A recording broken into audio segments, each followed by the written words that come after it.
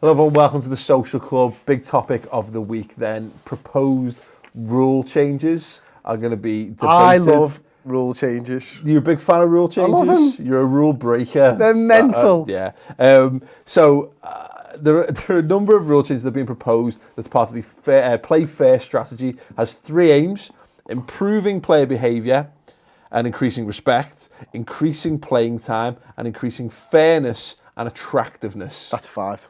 Just gotta go out there and say that's five, not three. Improving player behaviour and increasing respect sounds like sounds like the and makes it a two almost there. And attractiveness, improving attractiveness. We're going to increase playing time by decreasing it by 30 minutes. So let's go off with what we've gone from the title. They want the games now to be 30 minutes each way. Yeah. 60 minutes.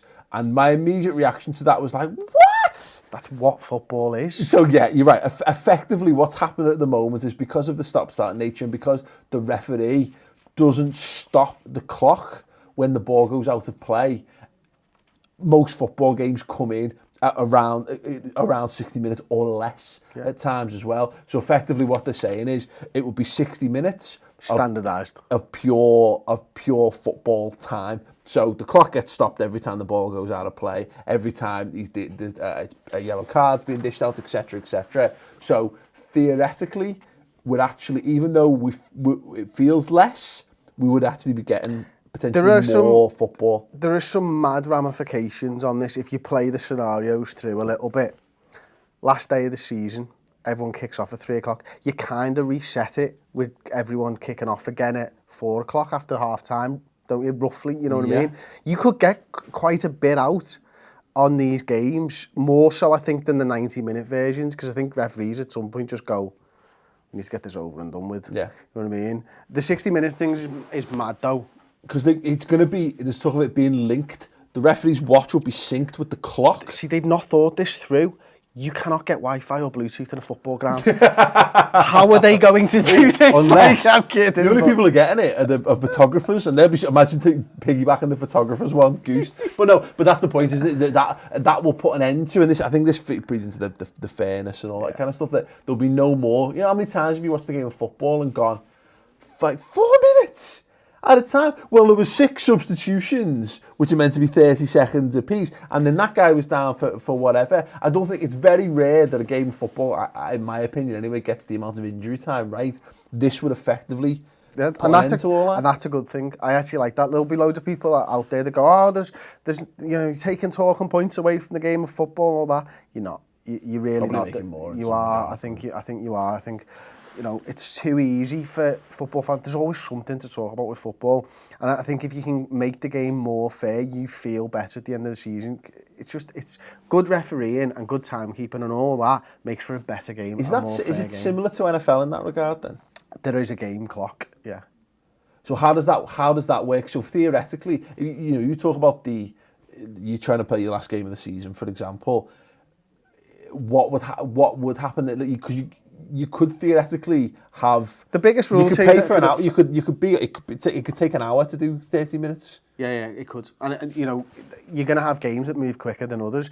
Now, roughly, because the referees tend to just give 3 minutes at the end of the half, and first halves never get the amount of time that you need. I think there'll be a big disparity between the games. That being said, that happens in the NFL. We're just not used to it. I think, when you're talking about football and stuff, one of their rule changes that affects this more than anything, referees can only blow for half-time or full-time when the ball goes out of play. That's a mad one. That's crazy. Like, yeah. So the end of that would see farewell to the goalkeeper takes goal kick, and referee goes, yeah, that's out. That's out. That's if the most iconic. If you're Barcelona and you're a goal down, they ain't wasting their chance until they've got a golden opportunity. That's a good point. Which could take loads of time. But what you could see as a counterpoint to that is fouls. With fouls, yeah, you'd just take a yellow card, wouldn't you? If you're winning, what 1-0 to go? Just go over and elbow someone off the ball. But it's true, isn't it? Yeah. Because they're talking about increasing fairness.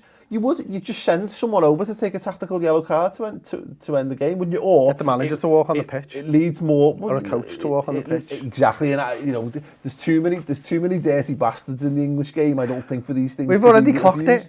We've been talking about it for 30 seconds. Give it to the Scousers for half an hour. We'll find all the faults in this. But this is the thing, isn't it? Or at the very least, what it leads to is a load more teams just lumping it. Because you just boot it out. You just look to boot it out of play, wouldn't you? And so yeah, I think that would definitely need finesse. Let's work our way down. Then here's one you like. I love this. Passing to yourself at a free kick, corner, or goal kick. I love this. I absolutely love it. And in my head, there's two scenarios you could go down. I prefer the first scenario, and the first scenario is they have to be 10 yards away. Because I think you can change the angle on corners and stuff, which is wicked. Because they're not going to be able to hopefully get over to you. So as an example, you knock it a yard or something to your left, and then you take the you take the corner in. Or they make it five-a-side where they go, get someone to stand on the ball. That's brilliant. Because here's the thing, because you would imagine they'd have to keep the 10-yard rule. But then it depends what they're looking to get from it. Maybe it's if you're looking to create a more effective tiki-taka brand of footy, then that'll favour a Barcelona, because you just let Messi take all your free kicks, because if he doesn't already, because he just have the ball at his feet and he'd be able to start off running with it. If you took the 10-yard rule away, you would effectively end direct free kicks in the game, because you wouldn't be able to shoot anymore, because you've got a guy 5 sides down. If you do it the other way, where you go, they've got to be 10 yards away, you set that wall up for a goalkeeper, and the fella taking the free kick changes the angle slightly from a direct free kick, say straight in front of the goal. That would really mess you up as a goalkeeper, because you spent ages setting your wall up to block a side, and he's just knocking it past the side of the wall. Well, yeah. Also, you hilarious. Think about I'd love it. I'd love to see the changes. Think about the mad free kick. You'd have a guy, you could start running from 10 yards away to get some pace up to start, and then you can shimmy or dummy or it would be quality. I'd be interested to see some test games. Yeah, exactly. There's a couple of these that are being tested, aren't there, I think, but there's one in the confederations which I'll know when it comes to. But that would be interesting to see what type of thing what you could do with free kicks to make them more interesting. But it would effectively, I think it plays into the hands of teams that are possession football teams, and you get it again like an NFL thing where there's a situation which I don't like about NFL, where effectively with a minute of playtime the game's over because someone's got possession, and it's like saying we're just going to run this down, so they don't even let you play that time. That kind of thing. You could almost, it's not quite the same, but you could. I think it opens the door for teams to just go, free kick, I'm just going to knock it back into me. I'm going to run it back into my own half and run to my own corner. You know what I mean? Those kind of things. You're right. I agree with everything you've said there. But flip it on its head slightly and think about the NBA and the clock counting down at the end of games. Yeah. Now, if the players can kind of see how many seconds there is left of actual game time, you're going to have some like NBA style finishes to games, long 3-pointers and all that type of stuff. Because right now, you're screaming at players sometimes at the end of the game when you're behind or you're drawing, get the ball forward. They don't know how long's to go. Yeah. Then they'll know there's 10 seconds. Right, get the lads up there. The big guys are going up there. We're definitely seeing more goalies in the box. Yeah. Because you know how long's there, because they're not going to get it back and counter-attack and stuff. So they could have some real flourishes to the end of games there. Yeah. Okay, sound. Allowing the goal kick to be taken even if the ball is moving, which would... Here's the thing, like, cause it's funny because you only became aware of the fact that the ball's got to leave the 18-yard box. It was new to me last season. But that would effectively bring an end to that. So that might include, because the problem we've got at the moment is like centre-back split to the corners of the 18-yard box, don't they? And then they get pressed. Well, you could effectively come to collect the ball off the goalkeeper almost. Or you centre-half. I think, wouldn't that be to pass to yourself? But you could, you're... Because it's just a moving ball. But here's the thing, but the point is, yeah, exactly, but either a centre-half takes your goal kicks again and just walks out with the ball, because you're not leaving... No, that's not the same thing. But it is. Because all that would allow is the ball's moving. I mean, I know it's a slightly different thing. Okay. The point I'm driving at is still about this, being able to kick the ball to yourself. The changing of the goal kick rule would allow you probably to pass it out a little bit better from the back, because again, you don't need to have your goalkeeper move out of his goal, which leaves you with issues or whatever. You could just you could look it up, or you could get a lot closer to the goalkeeper if you wanted to. Theoretically, it's not mentioned whether they changed the 18-yard rule, which you'd imagine they'd have to. Goal kick must be taken on the same side the ball went out on. That they should do. No, Why? I disagree, because it's pointless now that they've changed the game clock. If they're not going to change the game clock to 60-minute games, take it from whatever side, because it doesn't matter about the time wasted. True. Yeah, true. Yeah, fair enough. You're doing this too late. Yeah, if you're not going to make the game 60 minutes, definitely 100%. It wires me up more than anything in football. It's one of the ultimate time wasting. Oh yeah, it pisses me right off. But when you've sorted that issue, it doesn't matter to me where you do it. A player who scores a goal or stops a goal with his hands gets a red card. Yeah, I'm fine with that. I don't get this. Yeah, okay. I'm just being a bit of a prick. But if the guy doesn't give a goal, he's not scored a goal. If the ref doesn't give a goal, he's given a free kick. It's interesting because it follows on. The referee can award a goal if a player stops a goal being scored by handling or close to the goal line. That's going to be amazing when a ball isn't going over the goal line and someone handles it like it's going across to somebody, and he awards a goal. That's a talking point. Because you're opening yourself up to loads corridor of uncertainty. Hand comes out. There was a player right behind his hand. He awards a goal. But you look at the Luis Suarez situation for Uruguay back in the World Cup would you'd be effectively taking that out of the game because you just have the goal. You'd have the goal given. And I must admit there is something.